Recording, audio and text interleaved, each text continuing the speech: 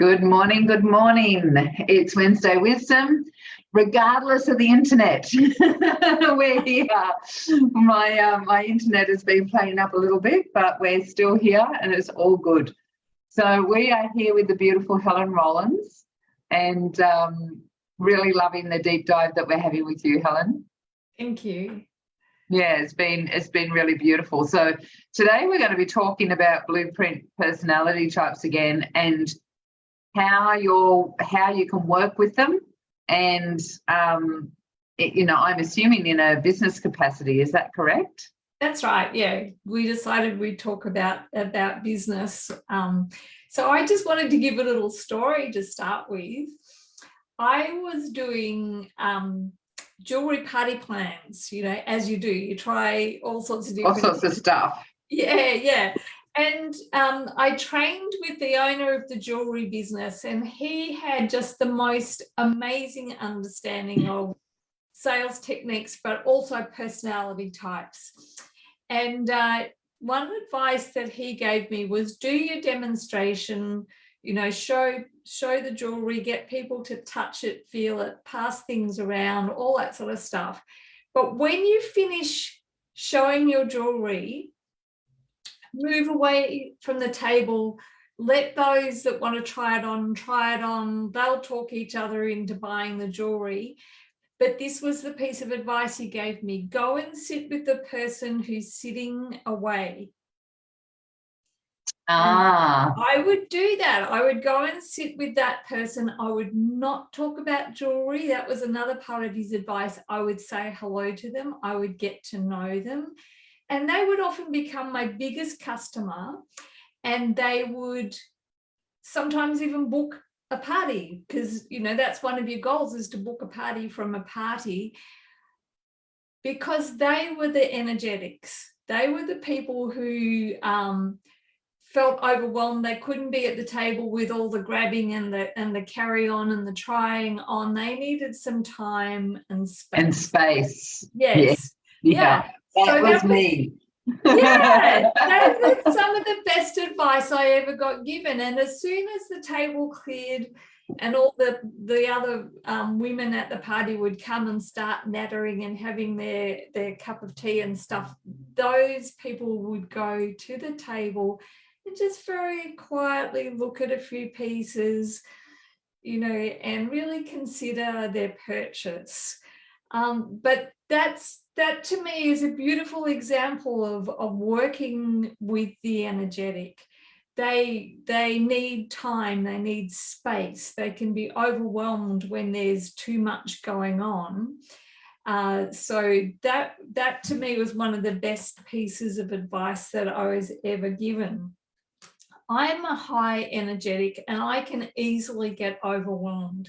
So I find for energetics, if you're teaching stuff, pace it, take time, tell them what's coming ahead, and allow time to integrate. You'll see the eyes start to glaze over because it's like too much information, it's too fast. So give them some breathing time. Ask them what their reflections are on what you've been teaching. Don't just keep plowing along, because you'll lose them altogether. But the superpower of an energetic is they're a deep learner. They really will learn. Absolutely. Deeply. Yeah. Yes, yeah. Maybe not immediate learners, but very deep learners. They like the repetition. They like that. Yeah. So personality type systems aren't new. I read Florence Litau's book Personality Plus many years ago. Have you read that book?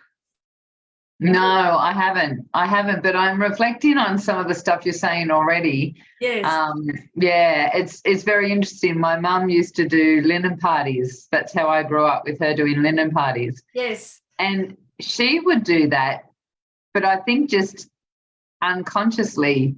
Like she'd never had any training, but she'd always just leave the table, let them all go for it, and go and sit with the quiet one and have a cup of tea or whatever and have a chat. Yes.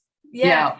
And she'd most likely get a good sale out of the quiet one. Not that we're wanting to manipulate and get good sales, but that helps the quiet one feel safe and secure. Yes. The environment helps them feel seen. Yeah. Yeah. And that's so true. It's not necessarily about the sale, but it's about allowing people to feel comfortable in their environment. Yes. You know, be seen. I actually did it yesterday and didn't even realize it myself. I did a networking event that I led, and there was 18 women or something in the room. And at the end, I went and sat with the new woman who was really quiet the whole time. And yeah, it was really like, yeah. Well, see, you've learned that from your mum and from years of experience, but also from being an energetic yourself and knowing what you require. So yeah, that's really important. They can be overwhelmed so easily. You know, sometimes I go on a Zoom call and, you know, someone's offering a presentation and they just go bang, bang, bang, bang, bang, and then they go bang, bang, bang, bang, bang again, and blah, blah, blah, blah, blah, more. And I'm just reeling. My brain, like, I'm still thinking about point number 2, and I'd like a little bit of elaboration on that. Instead of a person feeling that they're trying to get through this whole barrage of information, you know, sometimes just doing 2 or 3 points and doing them in detail, that can work, you know, coming back to the same point, which is what we're doing over 5 sessions, you know, coming back to the same information, but looking at it from different perspectives. That's really what can work for that personality type, and for other personality types too, but for the energetic in particular. Yeah, absolutely. Yeah. So Florence Littauer wrote a book called Personality Plus, which I recommend that you read if you are working with, well, we're all working with people, whether we're in a business or we're just in life, you know, and I read that many, many years ago, and it made tremendous sense. The difference with the blueprints is it's what happens in people's bodies. It's the somatic information. It's, yeah, so the blueprint deepens that story about the personality type, because the body doesn't lie. Yeah, absolutely. Yeah. So nice, slow pacing, not too much information too fast. Watch for signs that you're overwhelming, particularly the energetics. Slow down, take a breath. Okay, it's time that we should all take a breath or a little bit of space. You know, these are all strategies that you can implement. There are other strategies. Ask them what they've learned. Yeah. You know, maybe not so bluntly, but you know, what's something that's really resonated for you out of the things that I've said so far. Those are great strategies for working with energetics. I can see you thinking there, Elizabeth.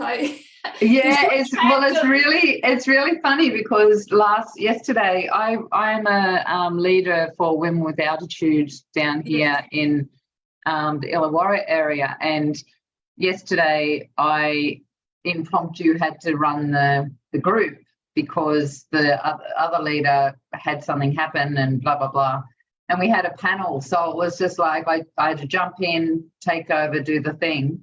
But when the panel finished, I was sitting back, I was asking the questions and watching and feeling. And at the end, I really felt to stop and pause and ask all the women that were in the audience, what did you gather from this? What did you receive? What were your takeaways? What did you reflect on? To give some receiving energy back to the panel, but also for everyone to go a little bit deeper of, you know, even though we were hearing these ladies' stories, to have that deeper understanding. And it's interesting because I'm now ticking and going, I really want to be more conscious. Like I'm doing the Mind Body Spirit Festival tomorrow for 4 days. So I'm going to use what you're talking and implement it and just be aware, you know, who's in my field, what are they interested in, and I know you attract a lot of people who are primarily energetic into your business, and I do too. I work with a lot of my clients. They have a lot of energetic, whether it's their primary or but they have access to it. And what I do with my clients is I say, I do a package, and we're going to work over 4 to 6 months, because I know the energetic needs that time. I do usually 10 sessions with my clients, and they have lots of work to do in between. I had one highly energetic client who spread her 10 sessions over 12 months. We kept in contact in between sessions. She really worked hard. She did lots of home play, watched the video content, and she's had the deepest experience of any of my clients, because she responded to who she is in her personality type. Wasn't, oh no, I just want to do 10 sessions 10 weeks in a row. No, she actually really took it all in, really deeply experienced it. She'd send me a message saying, I'm doing this, and I'd give her tweaks and stuff like that. And to me, that's one of my favorite examples of someone working within their blueprint and really enriching themselves. Yeah, absolutely. And know thyself is so important, right? Because when you know yourself, you understand your boundaries. Like I spoke to my group last night about this, like the more you understand yourself, the more tangible your actual auric field is, because it's got some guts in it, you know what I mean? Like it's got some I can't think of the word, but like it's got substance in it. It's got substance in the auric field, and so you've got your own natural boundary and awareness of what you like and what you don't like, and therefore then you can reflect and work with others, right? Exactly, all of that. Yeah. So let's talk about the sensuals. Another one of my favorites. Yes. I'm sensual as well. So they love anything to do with the senses. So the environment that you provide is really important. Most sensuals love color, and they love textures. They like to have a warm cup of tea to hold, like you have, because it feeds their senses. So here's a real trick with working with sensuals. If you've got a group of people coming into the room, or just one sensual client, let them find their seat, but give them time to adjust. If there's something that feels uncomfortable for them, let them find a solution. Just say, let's have a minute or two just to settle in. Because if they're sitting there, like the what's the story of the princess with the mattress with the pea? The princess and the pea, yes. The princess and the pea, she's totally distracted by a pea that's below a whole stack of mattresses. They can stay stuck in being distracted by the thing in the environment that's not right.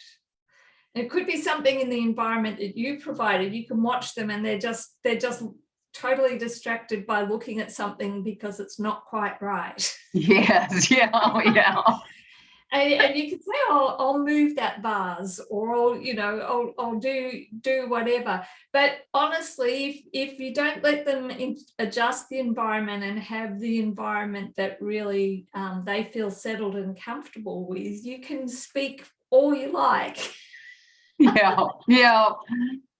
It's the the frame that's slightly tilted that like you go and fix for somebody in their lounge room. You get it, because you've got the sensual. And in the bedroom it's the same. If you bring a sensual into the bedroom and you give them a little bit of time to get the environment right, or if they've got something on their mind, help them let go of that. Like I'll get in the bedroom and suddenly think, oh, there are still clothes in the washing machine and the wind's blowing and I can have the clothes out on the line.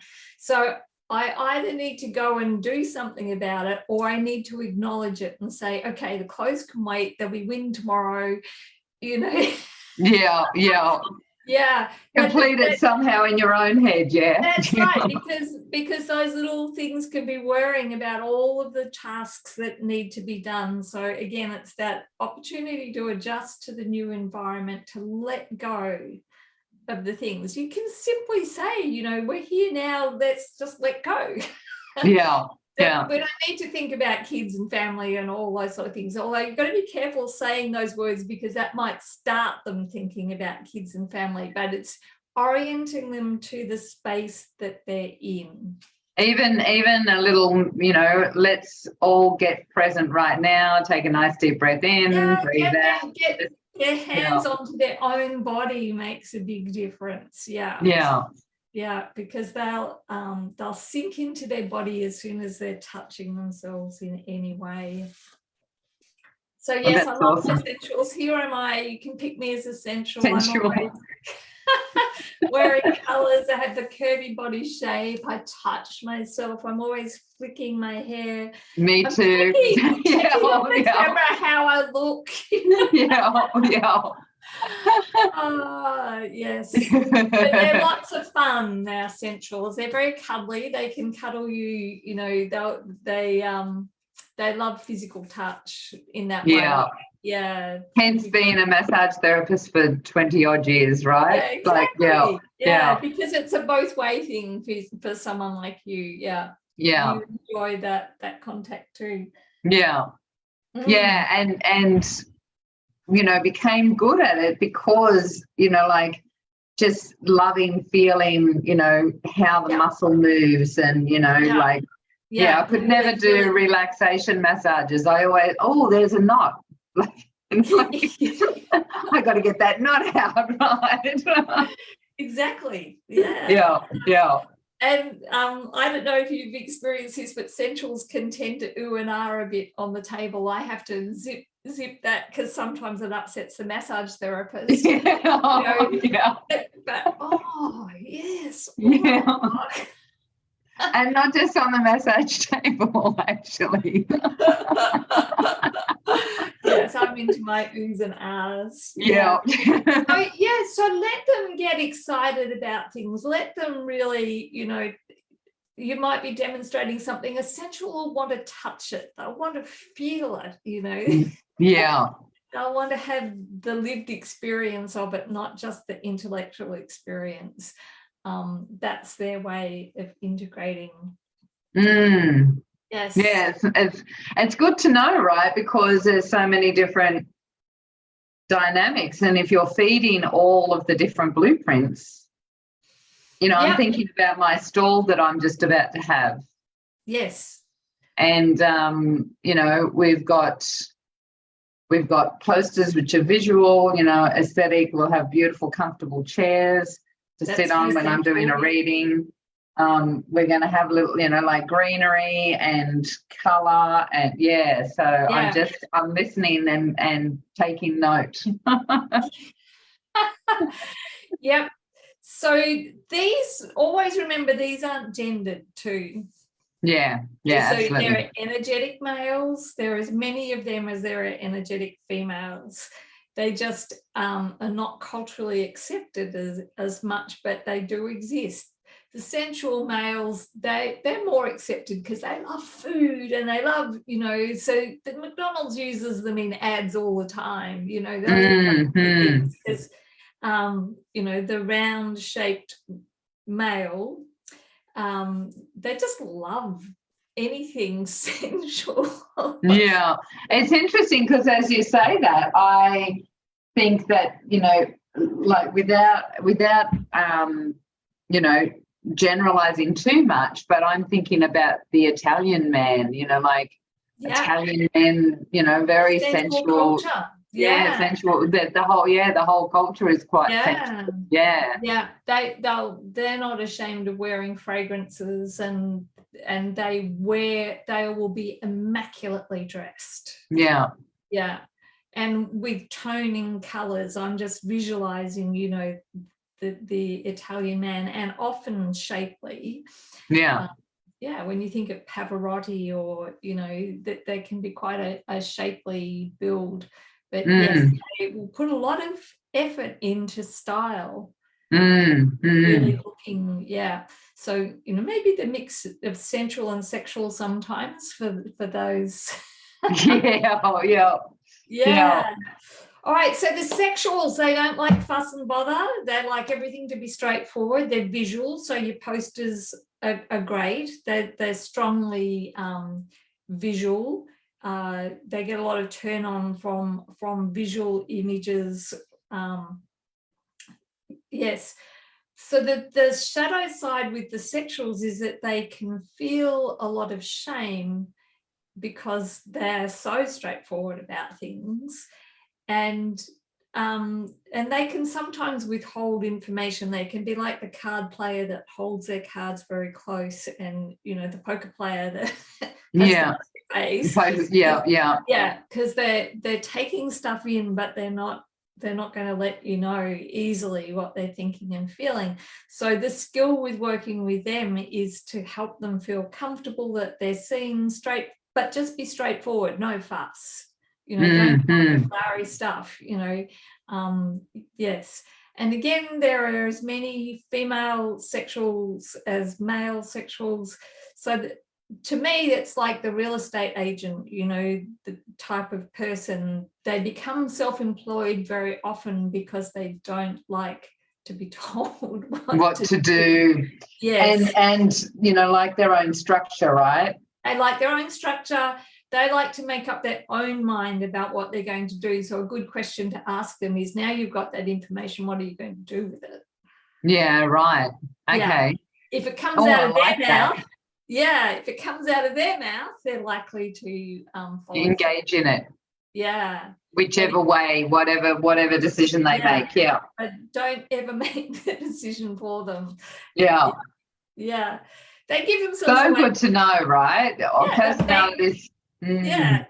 Just get to the bottom line, Yeah.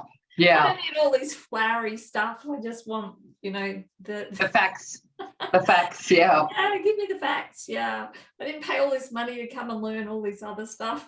Yeah. Oh wow. I'm just thinking of someone in my I've had a couple of sexuals now that I think about it in my course. Yeah. That they're like, I haven't got time for that bit. I just want to do the recoding. Yes. Yeah. So that part of it's part of the recode, right? So that's right. Well, sometimes it's a learnt thing. That's been the culture of the family they've grown up in, and that's how they approach things. So we all have mixtures of these, but we have lead strategies too for all of the different types. We pretty much can access all of them, but we have lead strategies. So the kinkies, you want to add a bit of a play element into your presentation, or a little bit of the taboo. Let's go somewhere where nobody else has ever gone before. Yeah. And watch their eyes light up, and they might want to play you a little bit of submission, domination, dynamics. They might go into a little girl being silly, and you can dom them, or the other way around, and which talking about that, without knowing a little bit more about the personality type or the blueprint, or that can be an aversion to some people. But that book that you've got, the Unbound, oh my gosh, does she explain that so well, right? Doesn't she? She explains remember the story she talks about with the guy that lives downstairs from her in the apartment or something, and he was playing loud music all the time? And how to go about making the request and turning it into your best friend who will do your jobs for you. Like, can I walk your dog for you? Yeah. It was a really, she went into all the different ways that she could have approached him, and how she ended up approaching him. It was fascinating. Yeah. It is so, it truly is the way to power. And she's an expert in kink, in domination and submission skills. So I highly recommend her as a read.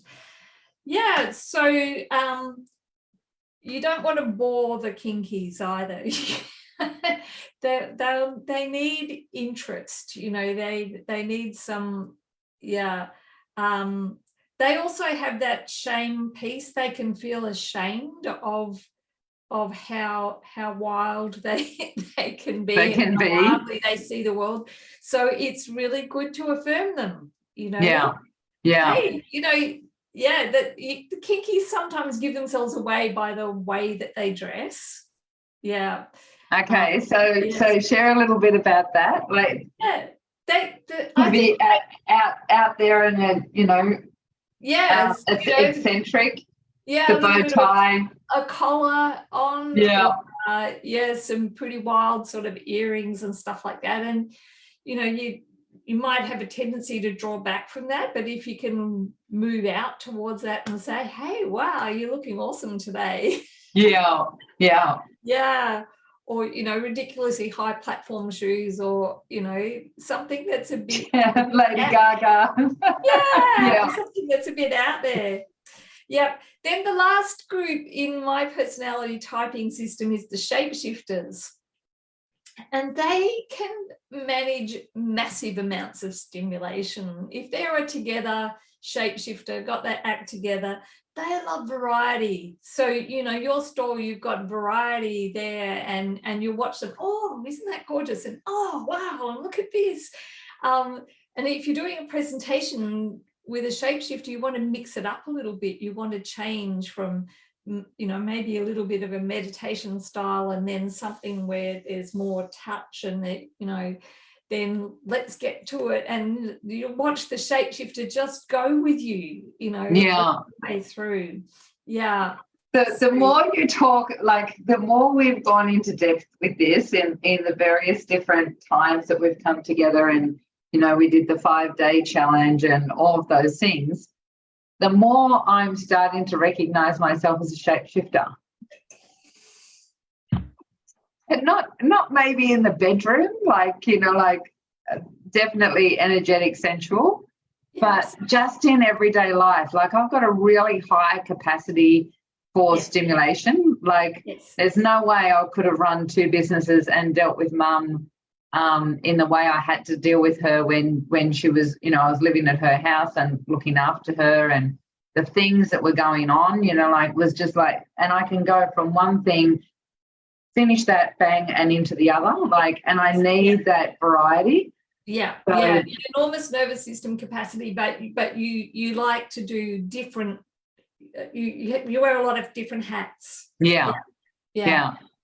It's very interesting, because I, you know, like, the more we talk, the more I'm like, that sounds a lot like me. So that's right. And yet, you know, your lead strategy, shapeshifters tend to have a lead strategy still is my energy. The energy, energetic, but that leads you into, oh, we can go and play over here, and oh, we can go and do this. Absolutely. All right, so I think they were my main points for today. It's so good to you know, just have those ways of looking at, or you know, just having a little bit of an idea of who someone is that may be coming into your reality, whether that be in a relationship, you know, social setting, in your business, whatever it might be, to be able to, you know, get a bit of a feel for who that person is, not only for your own comfort, so that you can communicate well and express yourself and get yourself out there, but also so that you're meeting someone where they're at. Exactly. And not coming out with, you know, like, not feeling harsh to somebody, you know, like that may be repelled because you're coming over energetic and they're a kinky, or they're a, you know, sexual or whatever, and that's clashing. So it's really beautiful to be able to understand all of that, right? And to be able to communicate with others in your environment. Exactly. This is where I find the blueprint model so empowering, and it helped me stop shrinking back from people that I've thought, whoa, you know, as an energetic, that's been my, you know, tendency is to, I can't deal with that sort of person, but yeah, I can. Yeah, because once, and again, that, you know, knowing your own space, knowing who you are, being able to go, that's, you know, like, and this is where I've often said labels can have their positive and negative, right? So once we all label, we all judge, it's the way we are. It's a natural part of being human. And once you understand, you can make, you can have a definition or an assumption about someone, or assessment about someone, and then you can let it go, right? You don't have to put it in this box. Like once you've got, an idea of how you're going to be able to work with that person or whatever, allowing that to then open up to more and new possibilities, and not to put them into, a corner. That's right. And the blueprint can grow and change too. So allow that people can, they might not have expressed themselves in a particular area, but they can do that. And then I think that's part of our work. I think it's part of your work. You're helping people really grow in parts of themselves that they haven't had access to experience before. Yeah, absolutely. I know the more you allow yourself and become more of who you are, the more freedom you are to express that innate aspect of yourself. So thank you so much, Helen. Another beautiful session. You're welcome. If anyone's got any comments or wants to know any more, definitely get in contact with Helen. We both go in there and check, and anyone watching the replay, put #replay so that we can both go in and say hi and answer any questions. Lovely to catch up with you. Looking forward to next week. Yeah, thank you. Bye. Take care. See ya.